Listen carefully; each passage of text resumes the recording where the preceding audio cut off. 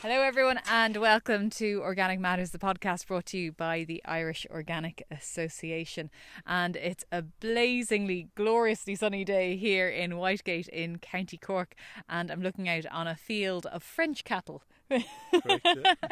And the owner of these cattle is Jim Stafford, the farmer who's here next to me. Jim, give me a lay of the land. There's cattle in front of us, but I know you're farming other things as well. So what's going on here? Yes, we've a suckler herd here which consists of pedigree Aubracs, and I finish the half-bred stock to good herdsmen, and basically I bring them on and trying to kill them at 20-22 months if I can, bullocks and heifers, and I also breed pedigree Aubracs, and I also grow oats for Flavahans in Kilmacthomas, and I grow a combi-crop myself for feeding. So you're busy enough, but since the cattle are in front of us, and I have to say they are this gorgeous sort of caramel colour, there is something very pretty about them. You would nearly think that they're French just by looking at them. But what got you into the Aubrac cattle? I suppose the traction was low maintenance, I'm working full time as well, and they kind of tick the boxes for me in the sense that you have a smaller type of cow, and like when I went into organic, the grass kind of side of it was going to become huge. So they're low maintenance. The calf weigh themselves to have a relatively easy calf. And generally, I don't have to, have anything to do with them other than watch them calving, which is great. And they're they really fit in here well. They do thrive, like they are originally a mountain breed, but they do really well here. And is it a nice lively calf as well when it gets up? A nice lively calf, yeah, approximately anything from 38 to 45 kilos. You get the occasional heavier calf, but he's up straight away and he's drinking, and the mothers are really good. Nice udder, which appealed to me there, and it's not over milky, but yet the calves, as you can see, are doing quite well. Very well, they're I don't want to say chunky, but they're strong animals. Yes, they are. Yes, and they're robust, and as I said, this ground they've really excelled on it, as you can see, they're very happy here grazing away. And do you calve in the spring or the spring and the autumn? Well, the pedigrees I'd be autumn, and then in the spring then with the suckler herd. The rest of them that would be left would calved in the spring of the year. And farmers are infamous for being resistant to change. So then in terms of selling your pedigree bulls, how have you found that? I suppose people are starting to realise the Aubracs, especially the dairy farmers, in the sense you have a short gestation, and you have a very easy calf that's up straight away, and I think that appeals to them. You also have a heavier carcass when you're finishing them, and the conformation score is generally better than, we'll say, the traditional breeds, When you're sending the cattle to good herdsmen and you get your conformation scores back, typically what are you getting? I'd be typically you, and that's excellent. It is excellent, yeah, and I'm very pleased with it. Because I imagine you're not feeding a huge amount of concentrates, are you? No, I'd be kind of, depending on how good my quality silage, between 2 and 4 kilos, because it is quite expensive, and red clover would be kind of the driving force behind it. I do try and make as much good quality red clover silage as I possibly can. And typically how many are you sending to good herdsmen in a year? I'd be approximately 30-35 cattle would go down to good herdsmen, depending on the year, really, Are you happy enough with prices this year? Look, I suppose they're always looking for a little bit more, Costs have definitely, gone very high, even cutting silage there.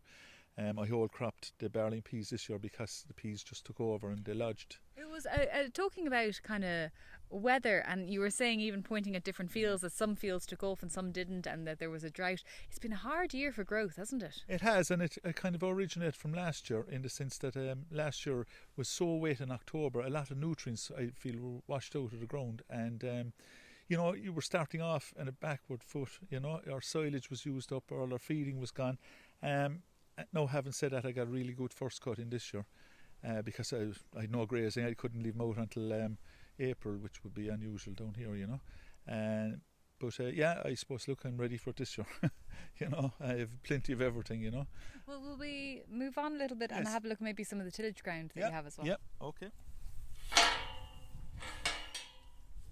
I thought I was in a beautiful part of Cork, but Jim, you've taken me to an even more beautiful part. This is your out farm here, and oh my God, it's like nothing on earth really. There's just fields and fields of golden. What's in front of me? Golden oats or golden barley, and then out to my left is just the ocean. Essentially, it's gorgeous, isn't it? Yeah, it is. Yeah, it's really nice. Now there's a mist in over today, and it is a beautiful day, and it is quite warm.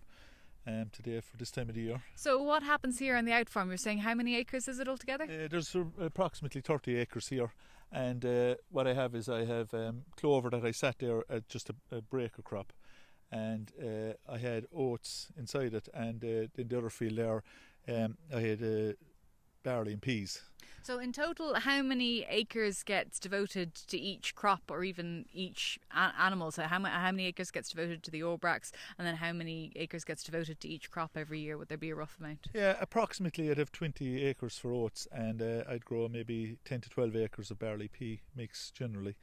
And I've grown beans and I've grown hemp just to try and break it. And that would be it, like, for me. And I'd use the clover as a kind of breaker crop, and just before I plough it down, we'll say, this time of year generally, when you'd have a nice cover, I'd just mulch it and I'd plough it down next year, and I just find that really gives a big boost to the following year, you know.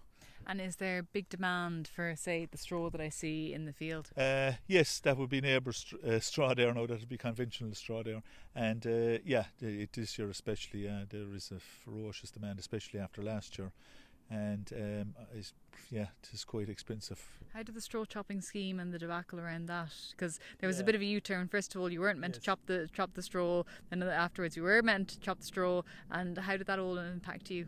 Yeah, I think organic farmers aren't left with much, and it is important that we have straw beds, and they took it away from us in a way, even though I am incorporating straw, because generally speaking the oat and straw is really poor, and my barley pea I can't really use that as bedding. So there was a lot of people got into organics, and they wouldn't really be able to use their straw. I felt, well, I certainly can't anyway, with disease in it, but it was important that I had this, and yet a lot of my neighbours had gone for the incorporation, So there was a lot more of it this year baled.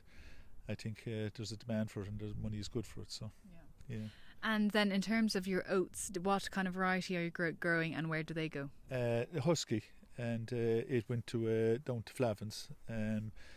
It was a better year than last year, by a long shot. And it yielded just under 2 tonne, which I was very pleased with. One field done a little bit more, the other field didn't quite do that, and I was very, very pleased with that. I think most people would be pleased with that. I mean, what's your rotation like? Are you rotating it every year, or what are your soil indices like? Yeah, I'd kind of grow barley peas, and then I'd grow 2 crops of oats and barley peas again, and I'd normally go into clover then, red clover, just give the place a break. I suppose I'd apply a lot of dung on it as well. So you're getting all your nitrogen in, and you're kind of keeping on top of it. And pH in terms of lime, do you monitor that? Oh, this place is really high. I'd say since we stopped using fertiliser, some of this is over 8 and a pH, and it has its problems. It's locking up manganese on me, and the potash is quite hard to get out. So I got a fruit hill kind of a salt from there, and I said to spread on it to try and bring down the pH. No, I must do soil sampling again on it, but I do soil sample kind of nearly every year, some piece. I think that's important, the trace elements I find there, that if you're on top of them, they seem to be the key ones more than the... you do the deluxe soil testing, you must spend a bit more money on it then if you're getting the trace elements. Yeah, the trace elements are very important, I find there, especially with the organic, and we'll say the fields that are well up in the trace elements are the fields that are performing best for me.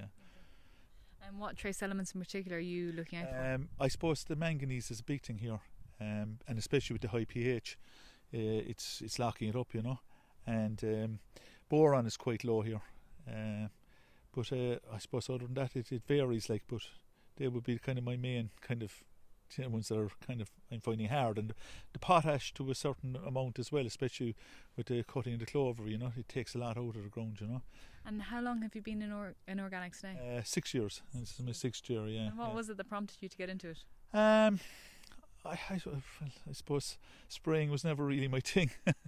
It never really worked out well, in the sense I either had a half a tank left or a short half a tank. I didn't really like spraying stuff either, and it's more challenging, definitely, but you do get a buzz out of it when you're kind of, you're getting good crops of silage off a ground, and a lot of fellas have been fascinated, especially with the red clover. It's key to it, it's brilliant. You've had quite a bit of success with the red clover, so tell me again, how many bales to the acre were you getting? I have got up to 30 bales to the acre over 4 cuts. No doubt they were the better years, I haven't got it this year. This year the clover was disappointing in some fields. Some fields it came exceptionally well, and other fields didn't. And I feel the drought definitely kind of contributed a lot to that. And it's actually growing better now than it did in the spring. Everyone's been very challenged this year in terms of growing anything. Yeah, and I think it's a follow on from last year.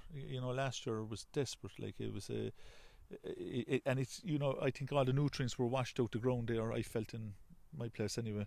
With the so wet, we had a ferociously long winter, October right into April, and we wouldn't be used to that down here. We'd generally be out late and in, or in and out early, so that was challenging. Another thing that might have been challenging, it was the hemp that you grew. So tell me about the hemp story. I suppose the hemp didn't work out too well. I used it as a breaker crop and just to try it, and I suppose I generally kind of my seeding rates are very high.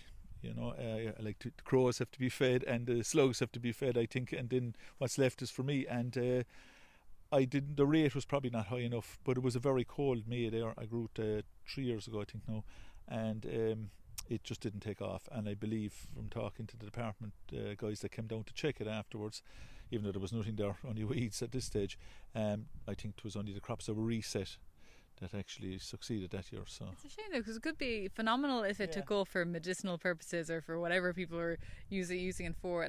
It could be potentially quite lucrative for farmers if it took off. Yeah, absolutely. Look, I suppose all the figures looked very attractive, but May generally would be reasonably good, but it wasn't. It was a really cold May.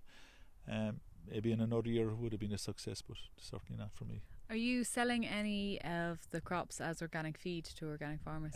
Yes, I have, but not this year, no, because as I said, the peas really accelerated this year and they lodged the barley in me. So I whole cropped it.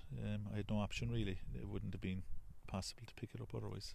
Where do you stand on ploughing? Because it can be a big debate among tillage farmers. I can see you smiling there. Are you min-till? Are you 10 inches exactly? What are you?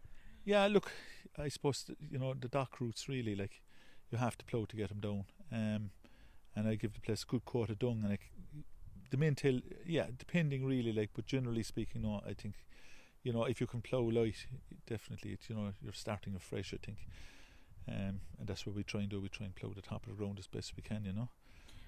You mentioned that it was 6 years you've been in organics. I'm wondering what's the long-term plan? I think you have children as well. You've kind of sons involved in farming locally too. Yeah. I suppose this is kind of my baby. They're kind of driven more towards cows, as most people around here are. But yeah, sure. Look, I suppose I've given them options really, and it does work. I'm very pleased with the organic. I think it's the best move I made. I am part-time farming, and it's definitely. I have no regrets. And for you on the farm, do you have any other crops that you want to try and sow, or anything you want to do? No, I think I've been adventurous enough now with the hemp. No, I suppose. Look, I kind of keep it as simple as possible. The cattle are performing well. I'm happy with them. There has been no real change from when I was conventional, and I suppose the red clover really is the key to everything, I think. If you can get that right, you really are off to a great start. No, I don't think so. No, I think I'm happy enough where I am there at the moment. And before we go, do you have any little piece of advice or wisdom you want to pass on to anyone thinking of getting into organics that you might have learned along the way? Yeah, I think talk to people who are in it, and see will it fit. Will it fit for you? It is important. It's not for everybody, and some people there can't see weeds. The first 2 years are really challenging. There was weeds everywhere, but the oats there definitely they suppress it, and like my crops have been quite clean this year, all right, because of the we'll say the start of the year was very challenging, and I did have weeds come up through it, but they died off. So overall, I was very pleased with it. Yeah.